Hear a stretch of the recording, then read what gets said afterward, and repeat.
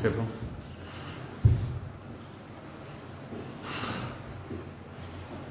Bonjour à toutes et bonjour à tous. Je suis heureuse de vous retrouver à nouveau pour un échange autour du thème de l'entrepreneuriat. J'espère que vous allez tous bien et puis on va commencer par mentionner le respect des gestes barrières pour se prémunir en fait de cette pandémie à coronavirus et pour pouvoir protéger les siens et pouvoir faire en sorte qu'on puisse rapidement se sortir de cette situation sanitaire délicate. Et donc bien les gestes barrières, c'est bien de porter un masque. Là j'en ai un tout le temps, mais là comme je vous parle, je l'ai enlevé, il est juste à côté de moi. Porter un masque, respecter les distanciations sociales, éviter en fait de vous déplacer si ce n'est pas obligatoire ou si ce n'est pas une urgence. Et puis surtout, restez chez vous le plus longtemps possible, toussez dans votre coude et vraiment prenez soin de vous, c'est important. On ne peut pas faire d'entrepreneuriat si on est malade, donc vraiment prenez soin de vous et je compte sur vous. Alors, aujourd'hui je vous propose d'aborder un thème particulier ou plutôt une étape particulière de l'entrepreneuriat. C'est le marché ou plus précisément l'étude de marché. Donc je voudrais qu'on aborde ce thème-là en deux phases. La première phase, c'est déjà savoir un petit peu quels sont les enjeux de l'étude de marché, pourquoi on fait ça, à quoi ça sert, les impacts, ce que ça signifie. On va essayer en fait de se rassurer et de mieux comprendre en fait les enjeux d'une étude de marché. Parce que plus on comprend pourquoi on fait quelque chose, plus on intègre les bénéfices, les intérêts, plus on va être en ordre de marche pour le réaliser. Donc la première étape que je vous propose, c'est premièrement, on va parler des enjeux de l'étude de marché.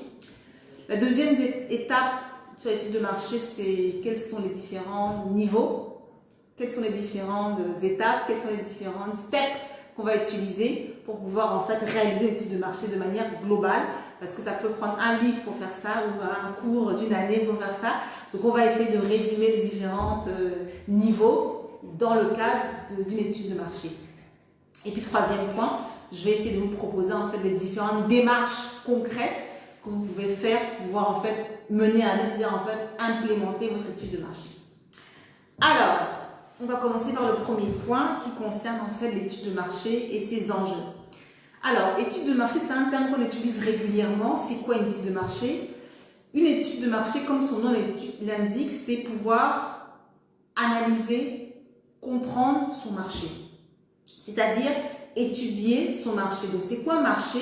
Bon, ceux qui ont fait un peu d'économie, on vous a souvent dit que le marché, c'est le lieu de rencontre de l'offre et de la demande, d'un point de vue économique. D'un point de vue business, le marché, ou financier, le marché, ce sont les clients, puisque c'est eux qui vont générer le chiffre d'affaires. Et puis on va dire globalement que c'est le marché, c'est l'endroit où vous allez trouver en fait vos clients, vos concurrents et toutes les parties prenantes qui vont intervenir dans le cadre de votre projet entrepreneurial. Donc on va nous voir le marché aujourd'hui uniquement dans le sens, dans une vision réduite aux clients et aux concurrents. On va aborder ça comme ça. Même si une vision plus large, le marché va regrouper aussi les fournisseurs, les parties prenantes, les intervenants, etc. Donc nous, on va se focaliser aujourd'hui uniquement sur la partie marché qui va regrouper les clients et les concurrents. C'est une vision réduite du marché, mais c'est la plus importante dans une démarche entrepreneuriale. C'est pour ça que je souhaite qu'on se réduise à ça. Donc, quand on aborde un projet entrepreneurial, l'idée, c'est de pouvoir en fait comprendre ses clients, ses concurrents, comment ils se comportent. Pourquoi? Parce qu'en fait, le volume de clients que vous allez avoir, le nombre de clients, les caractéristiques de votre clientèle, la détermination des clients potentiels va impacter directement votre chiffre d'affaires, c'est-à-dire vos ventes. Plus vous avez de clients, plus vous allez vendre. Et si vous voulez vendre un maximum, si vous voulez optimiser les ventes, vendre beaucoup, vous devrez donc faire correspondre votre offre par rapport au profil de vos clients. Donc un client va acheter pourquoi? Un client va acheter parce que l'offre que vous proposez correspond à ses besoins, correspond à ses attentes. Il en a besoin, voilà. C'est quelque chose dont il a besoin pour fonctionner. Un client va acheter aussi pourquoi? Parce que sur le marché, votre offre a un prix intéressant. C'est-à-dire que le rapport prix-qualité est intéressant pour lui. Il se dit, tiens, par rapport aux autres offres, votre offre est intéressante. Donc, deuxième raison d'acheter, c'est que le prix est intéressant. Troisième raison d'acheter, c'est peut-être parce que votre produit propose des caractéristiques qui intéressent le client. Les caractéristiques, ça peut être quoi? Ça peut être la valeur dégagée par le produit, ça peut être une innovation, ça peut être une nouveauté, ça peut être une particularité que les autres n'ont pas, ça peut être une façon d'accéder au produit que les autres n'ont pas, ça peut être une modalité de paiement ou d'achat ou de règlement que les autres n'ont pas, ça peut être un service client. Vous voyez, les avantages d'une offre, ce n'est pas simplement le prix, c'est aussi la qualité du produit, l'innovation proposée par le produit, les améliorations, la technologie peut-être, le service client, ça peut être plein de choses. Donc, un client va pouvoir acheter en fonction de tous ces éléments-là. Et tous ces éléments-là, on va les prendre, on va les collecter à la fois au niveau de l'étude de la clientèle et à la fois au niveau de l'étude de la concurrence. D'accord? Donc, au niveau des enjeux de l'étude de marché, c'est vraiment aller chercher l'information qui là vaut de l'or, qui vous permet en fait de designer, de structurer votre offre pour que, in fine, votre offre corresponde bien à un segment de clients particulier. Et si ça correspond bien, si au niveau des caractéristiques du produit, ils trouvent leur compte, si ça répond à leurs besoins, si ça répond à leurs attentes, si ils en sont contents, si vous proposez mieux que la concurrence, ça augmente les chances pour que les clients puissent acheter chez vous. Et donc, ça augmente les chances que vous puissiez vendre et donc augmente les chances que votre chiffre d'affaires soit élevé. Donc, l'étude de marché sert à ça. Vraiment à comprendre vos clients, vos concurrents, de manière à mieux vous positionner. Et là, c'est stratégique, hein, de manière à mieux vous préparer, à mieux vous armer pour pouvoir en fait proposer une offre qui fera que quand le client verra l'offre, il va dire « je l'achète ». Pour rendre votre offre attractive, pertinente, séduisante et pour le client, de manière à ce que quand il la voit, il l'achète, il adhère, il paye et ça va faire des dollars dans votre chiffre d'affaires.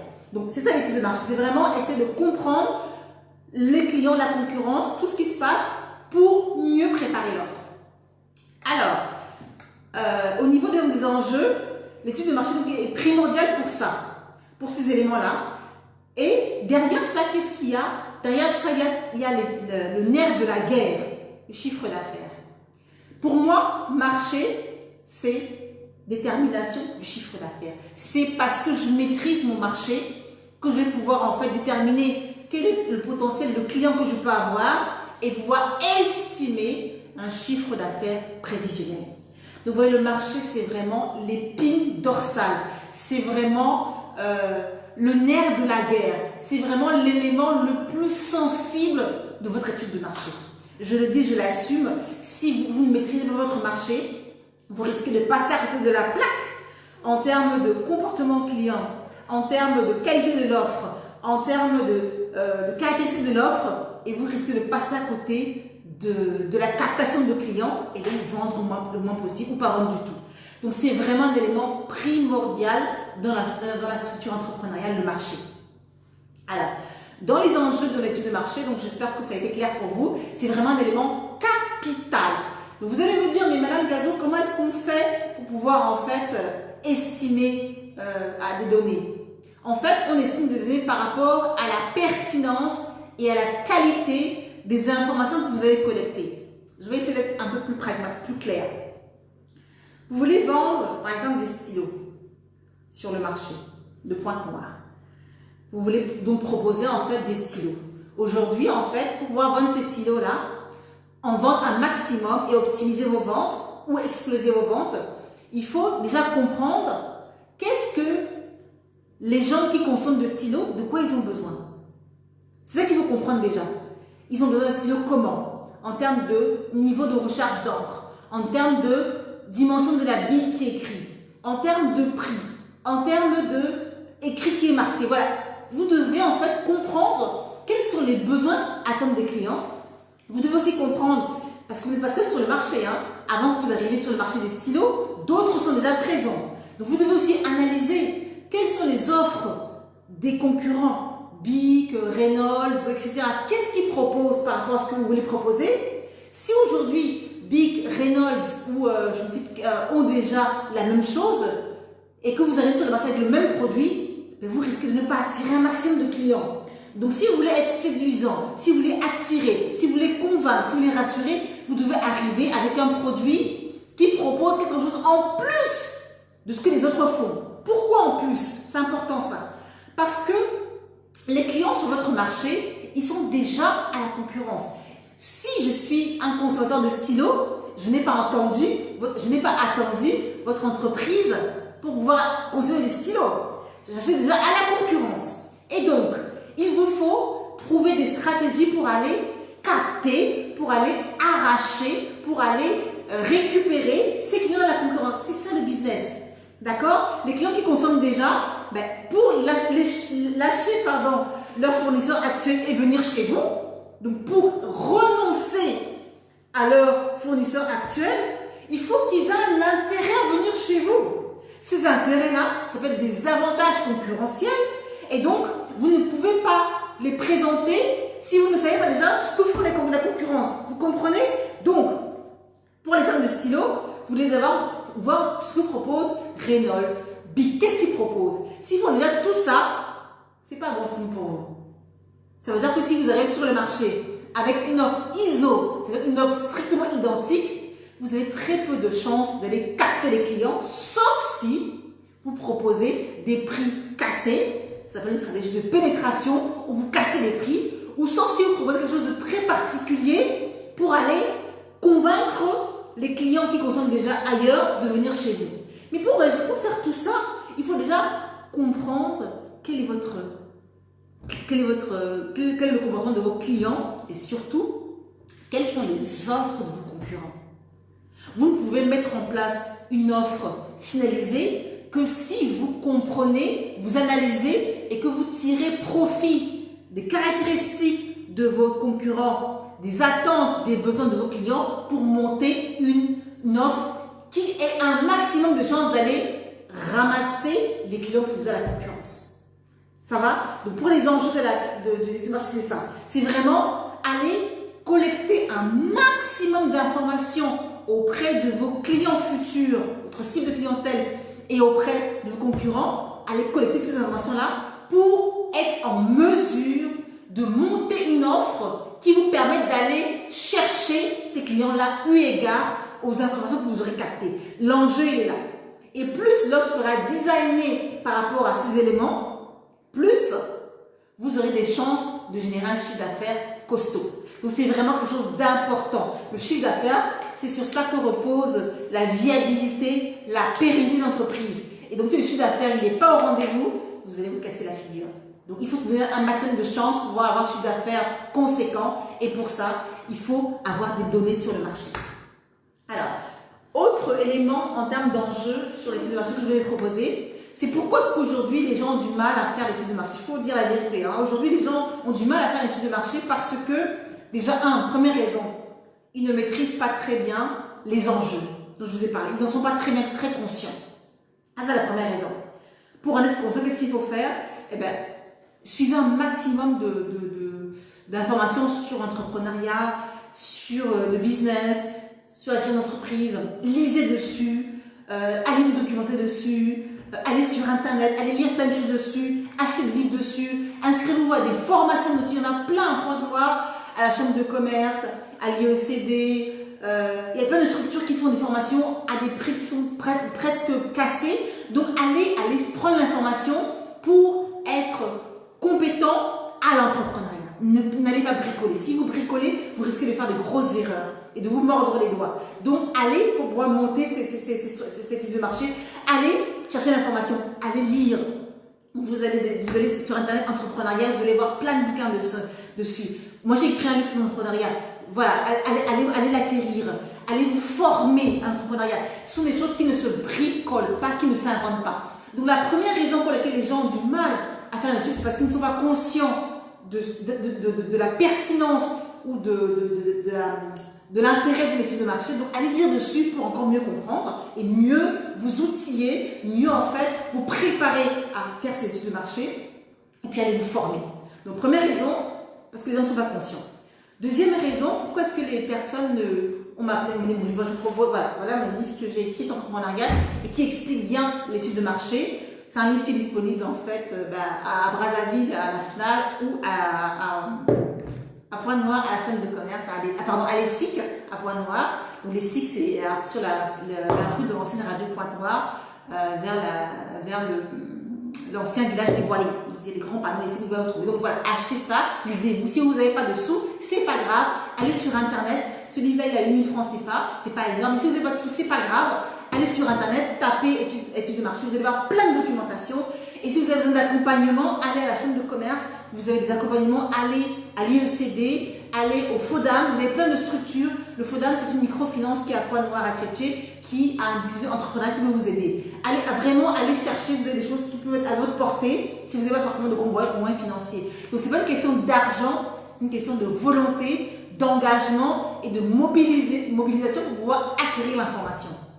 Donc, la première raison, c'est le fait que les gens ne sont pas trop conscients. Donc, je vous dis comment est-ce que vous pouvez avoir l'information.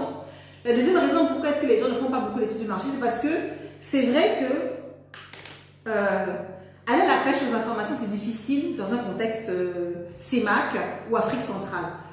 Aujourd'hui, c'est difficile pour pouvoir comprendre votre client dans des pays développés. Vous avez plein d'études comportementales, plein d'études sectorielles, plein d'études économiques qui vous donnent des informations prêtes à consommer.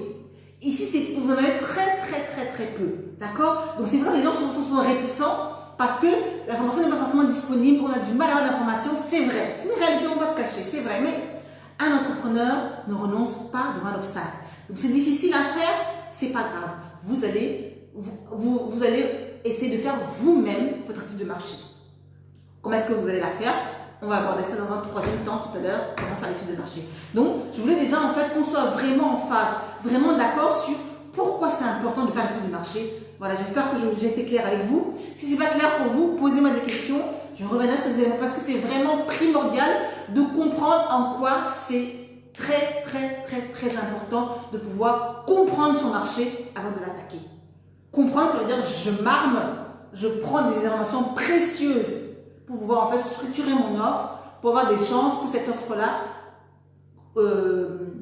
rencontre une clientèle massive pour me générer un chiffre d'affaires qui assurera la pérennité de mon entreprise, sa viabilité et son développement.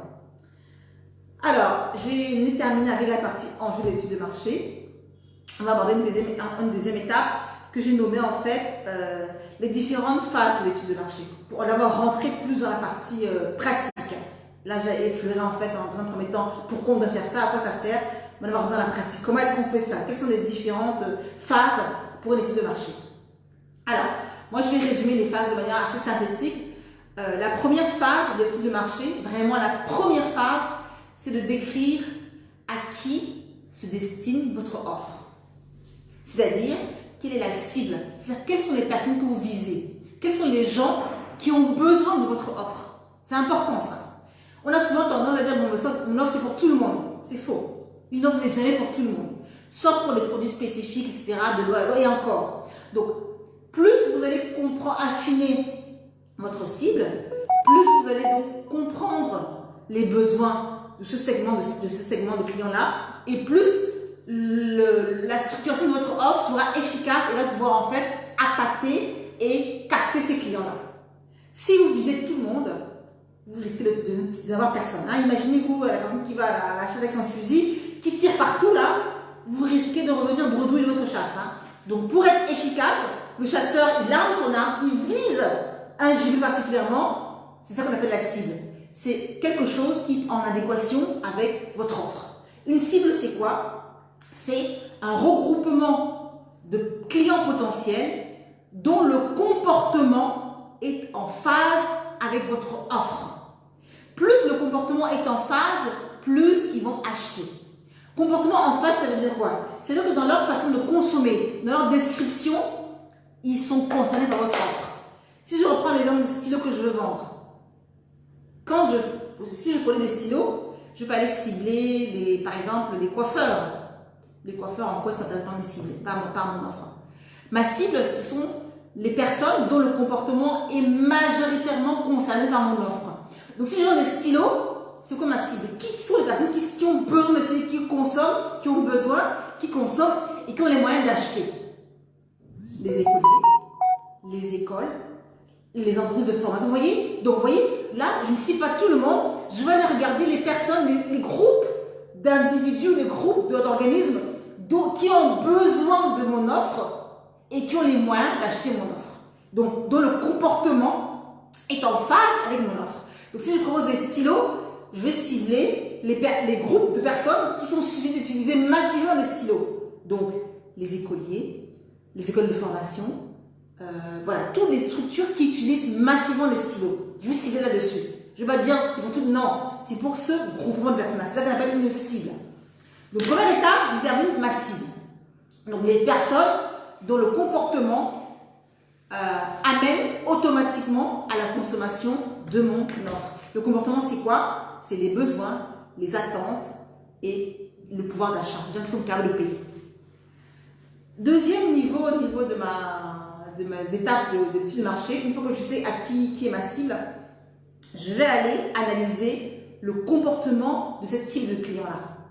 Ça veut dire quoi analyser? Je vais essayer de comprendre comment est-ce qu'ils fonctionnent, quelles sont leurs attentes véritables, quels sont leurs besoins. Je vais les comprendre. Quelle est leur tranche d'âge éventuellement, quel est leur profil, qui sont-ils, où est-ce qu'ils habitent, leurs caractéristiques, si c'est des cibles privées, leur budget moyen qu'ils peuvent allouer sur mon stylo, leur fréquence de consommation. Je vais essayer de prendre un maximum d'informations pour bien comprendre quel est le comportement de ma cible.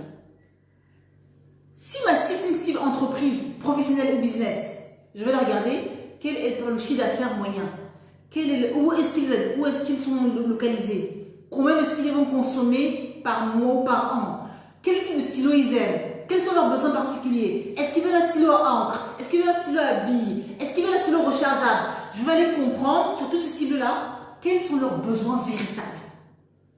Troisième de cette cible, c'est vraiment cette étape de la cible, déterminer les besoins. C'est ça comprendre le cible, c'est déterminer le profil de ma cible.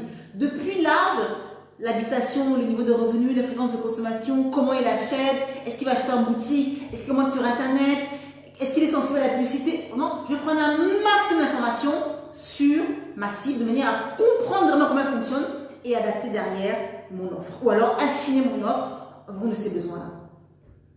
Troisième étape de mon étude de marché, une fois que j'ai déterminé en fait ma cible, c'est de pouvoir en fait regarder au niveau maintenant de mes concurrents. Pareil, au niveau des concurrents, je vais aller regarder qui sont-ils, combien sont-ils, depuis combien de temps ils sont implémentés ici au Congo. Est-ce que c'est des producteurs locaux? Est-ce que c'est des importateurs? Quelles sont les habitudes de production? Quelle est leur gamme de produits? Quels sont les prix qu'ils proposent en fonction de leurs produits? Quelle est leur politique marketing? Est-ce qu'ils font beaucoup de promotions? Quelle est leur pratique en termes de modalité de paiement? Est-ce que leurs clients payent à 60 jours, à 30 jours, cash? Tout ça me permet de comprendre comment ils font et de me préparer, soit à avoir des avantages concurrentiels, soit à voir comment je vais pénétrer mon marché.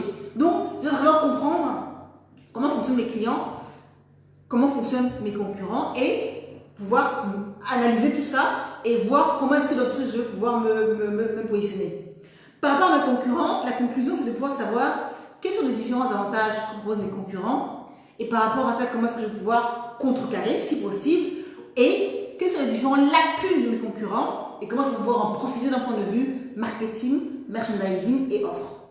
Si je reviens à mon stylo, je vais regarder quels sont les concurrents en place, Reynolds, Bix, etc., mes concurrents, les vendeurs, les revendeurs éventuellement, et analyser pour chaque revendeur que j'ai. Si mon concurrent, je ne sais pas moi, c'est Bureau-Top par exemple, combien de clients ils vendent par mois, combien de stylos ils vendent par mois, quelle est la gamme de stylos qu'ils proposent, quels sont les caractéristiques de stylos qu'ils proposent, quels sont les types de clients qu'ils ont, etc., etc.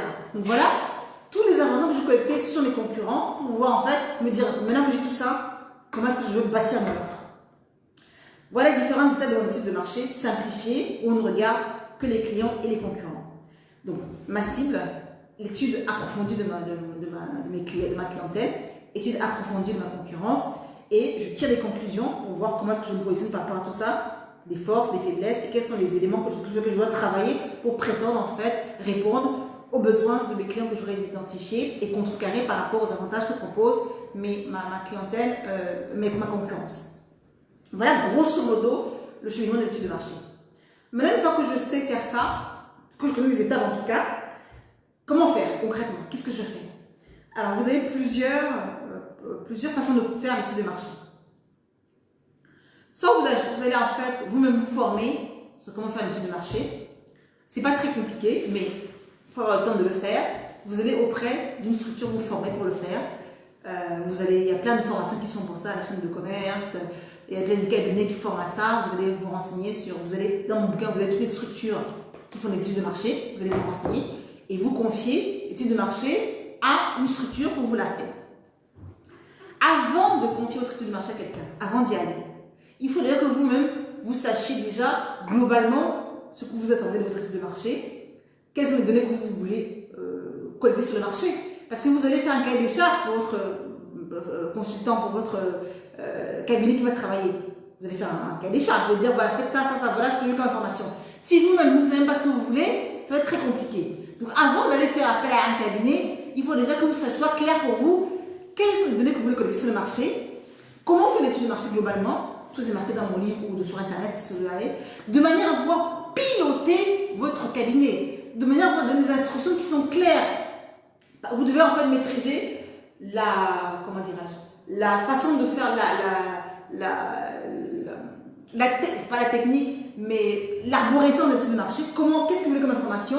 Le cahier des charges. Vous devez savoir qu'est-ce que vous voulez, quels sont les différents écueils, qu'est-ce que vous attendez concrètement pour pouvoir transférer votre demande, votre cahier des charges, à votre agence qui va faire l'étude, votre cabinet. Si vous ne savez pas ça, vous allez faire des grosses erreurs parce que votre cabinet ne saura pas précisément ce que vous attendez. Il peut vous faire des propositions, mais in fine, c'est à vous de décider par rapport à votre stratégie, votre marché, votre business, votre entreprise. Donc, vous êtes un donneur d'ordre. Donc, il faut déjà comprendre ce que vous voulez avant de pouvoir donner un ordre et pouvoir piloter en fait les résultats qu'on va vous donner. On va les analyser. Donc, avant de faire appel à un cabinet, vous devez savoir qu'est-ce que vous voulez avoir comme information, quels sont les écueils, quelles sont les difficultés, pour pouvoir en fait faire un cahier des charges clair pour votre cabinet que vous aurez sélectionné pour l'étude de marché.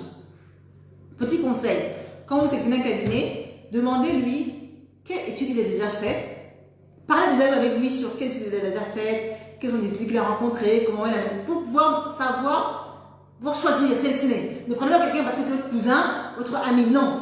Prenez un cabinet qui est compétent. Parce que les données du marché, c'est sur ça que vous allez vous baser pour structurer votre offre et pour calculer votre chiffre d'affaires. Si les données sont fausses, tout est faux derrière.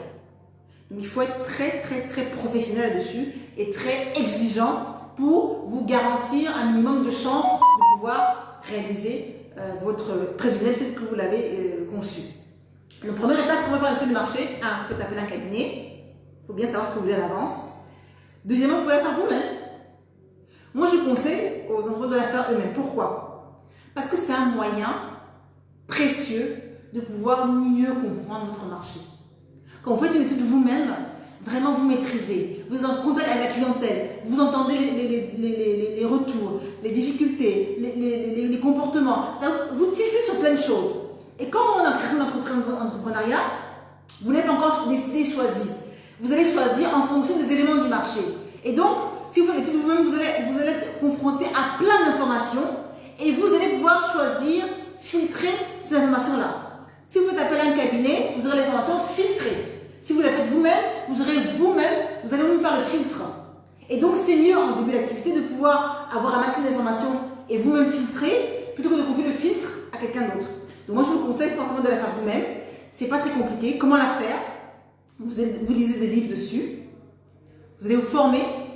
Comment faire du marché? C'est une formation qui ne prend pas beaucoup de temps, qui ne coûte pas très cher. Formez à ça, vous le faites vous-même. Évidemment que si vous devez faire après des enquêtes, des entretiens, vous allez pouvoir recruter des intervenants pour le faire, évidemment. Mais au moins, vous maîtrisez en fait la partie structuration de l'étude, la partie questionnaire, la partie déploiement du questionnaire et la partie analyse.